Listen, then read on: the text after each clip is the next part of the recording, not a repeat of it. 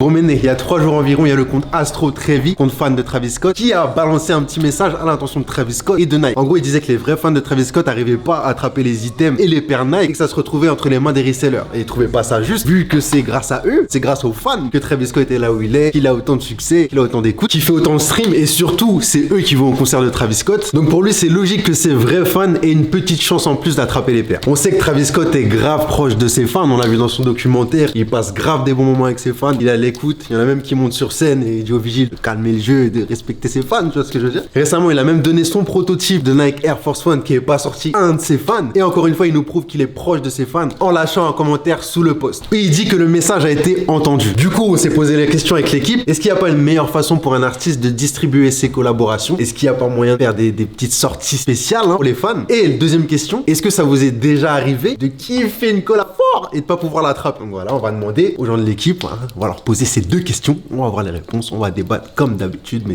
n'oubliez pas, demain il y a une autre story 7h30, on est ensemble, c'est parti. Moi déjà je pense que c'est à l'artiste de décider comment il veut travailler et comment il veut apporter son produit au public, tu vois. Quand tu vas chez Nike, tu sais que Nike ils font des paires limitées, la plupart de leurs collaborations c'est des collaborations limitées. Kanye West il est parti de chez Nike parce que Nike le laissait pas faire ce qu'il voulait et lui il voulait que ses produits touchent tout le monde et il voulait en vendre par palette, tu vois. Du coup il est parti chez Adidas et c'est ce qu'il a fait, tu vois. Aujourd'hui il y a grave des Yeezy, tout le monde veut copier les Yeezy, tout le monde se plaint aussi, mais c'est un choix qu'il a fait, tu vois. Déjà je pense pas vraiment que ce soit son objectif que ces paires soient accessibles et encore en magasin une semaine après, tu vois.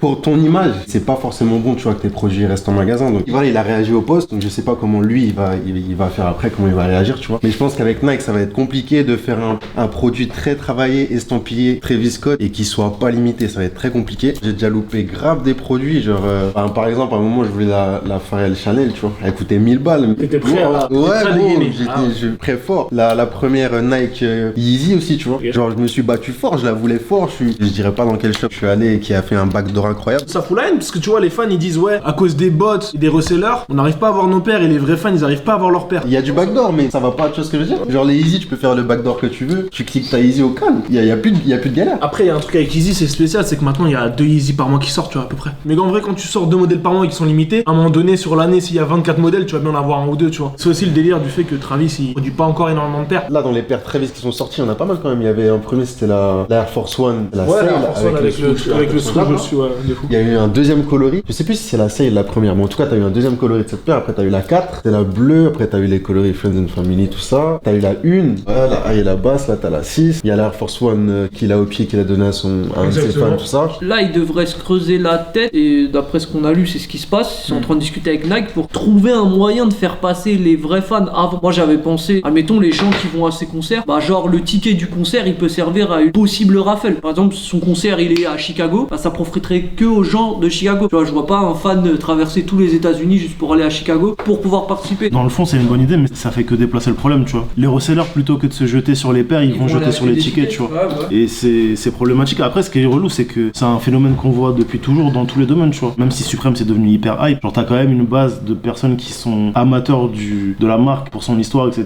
et qui arrivent plus aujourd'hui à choper des trucs parce qu'il y a une hype autour de ça, etc. Et tu retrouves ça dans tous les domaines, pratiquement. Quand t'as pas la paire, tu vois. Supreme, tu pourras toujours te rabattre sur d'autres produits où il y a d'autres choses, mais là, c'est une paire, tu l'as ou tu l'as pas, t'as le seum, tu vois. Alors que Supreme, t'auras pas le bon t-shirt, t'auras pas la doudoune, tu pourrais peut-être acheter un beanie, tu pourrais peut-être acheter une sacoche, un truc, tu vois. Là, je trouve ça cool que Travis il réponde. Après, faut voir, parce que répondre c'est cool, mais il faut qu'il se passe un truc derrière, tu vois. En vrai, je trouve ça logique parce que franchement, moi, Travis, je m'en fiche un peu de sa vie, tu vois. Et j'ai regardé quand même le documentaire sur Netflix et le fait de le voir quand même, il est assez proche de son public. Quand il y a des mecs qui montaient sur scène, des fois, les gars de la sécurité, ils voulaient sortir et lui disaient doucement avec lui, ou laissez-le. Il est proche de son public et le fait qu'il réponde à ça, que ses fans ils prennent la parole et que lui il écoute ses fans, c'est d'art de fou. Et franchement, moi j'ai un bon espoir qu'ils essayent de trouver une solution, ou au moins qu'ils se donnent pour trouver une solution. Encore une fois, je connais pas le type, peut-être c'est encore juste pour montrer, peut-être qu'il est juste gentil et qu'en fait au final il va s'en fiche et qu'il va mettre tout sur le dos de Nike comme maintenant c'est eux qui font les trucs. Donc moi je trouve ça cool et je trouve ça logique, ça va avec le personnage. Et le post il était un peu random aussi pour ajouter ça, tu vois. C'était pas un compte avec énormément d'abonnés, c'était pas un compte d'influenceur de fou. Je pense que son équipe, je pense qu'il dit fort tous les jours, il regarde. Et si pour lui c'est important, je pense que c'est comme Camino, tu vois. Pour nous c'est important de voir les mentions, c'est important de répondre aux commentaires. Quand t'as une communauté, que t'as des gens que tu kiffes et qui kiffent ce que tu fais, je pense que tu fais attention à ce que les gens te disent et comment ils consomment tes produits et comment ils te voient toi. Et que s'ils ont le seum, pas contre toi, mais ils ont un problème avec comment tu marketes un produit ou comment tu le vends, c'est grave cool que les gens soient là pour regarder comment ça se passe sur le terrain. Pour l'exemple que j'ai donné, je vais pas le comparer à nous, mais ça pourrait être aussi un coup de com' de la part de Nike et Travis. Travis, tu vois. Ça peut l'être. Là, récemment, j'ai vu que Travis, il a fait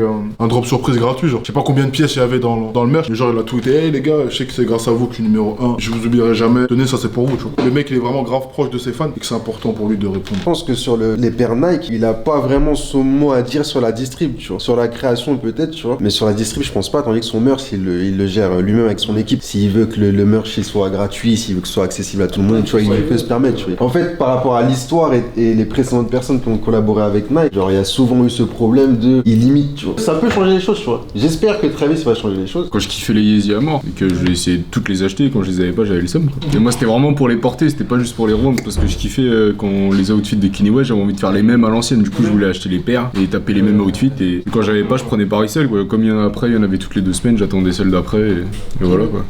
Mais maintenant, j'ai arrêté, sinon trop. Ce que je voulais dire par rapport au message que l'utilisateur a laissé là, c'est qu'il disait que la plupart des personnes qui arrivaient à choper la paire, c'était des resellers qui justement trichaient avec tous les bots et tout ça. Je trouvais ça plus authentique quand on était obligé carrément de camper devant les magasins et tout, tu vois. Bah peut-être que justement on devrait revenir à ça et faire des trucs vraiment authentiques, genre si tu veux ta paire, tu te lèves, va la chercher. Les camps ont été arrêtés puisque la communauté sneakers c'était en pleine croissance, le resell aussi. Au lieu d'avoir 100 personnes qui kiffaient la paire, qui allaient l'acheter, il y avait 1000 personnes dont peut-être la moitié qui fait pas la paire et voulaient la revendre, tu vois. Et ça crée des tensions sur les camps, etc. Donc en fait il y a une réalité qui fait que tu pouvais plus faire le drop physique. Après, ce qui s'est passé avec l'anniversaire de l'application Sneaker Nike cette année, c'est qu'ils ont quand même montré qu'ils étaient capables de faire des drops physiques sans avoir de stock physique, qui était pas mauvais en soi. Il y a peut-être ce système-là à exploiter, tu vois. Ce délire de se déplacer en physique, ne pas avoir la paire en physique, ne pas la payer en physique, ne pas avoir de problème de vol ou de violence. Et peut-être que ça peut être utilisé pour les artistes, tu vois. Je considère que si t'es un artiste et que t'es fort comme Travis Scott l'est aujourd'hui, normalement tu devrais avoir le levier et la force de dire à Nike, ouais, même si on fait un produit là qui va pas être de fou communiqué parce que ça va être que pour les fans, venez on fait une exclu fan au calme. Là imagine la paire de Air Force qu'il a donné au type là, il a offert. Imagine elle avait drop genre en random au concert, même s'il y avait que 100 paires, les gens seraient devenus dingues, tu vois, ça aurait été d'art.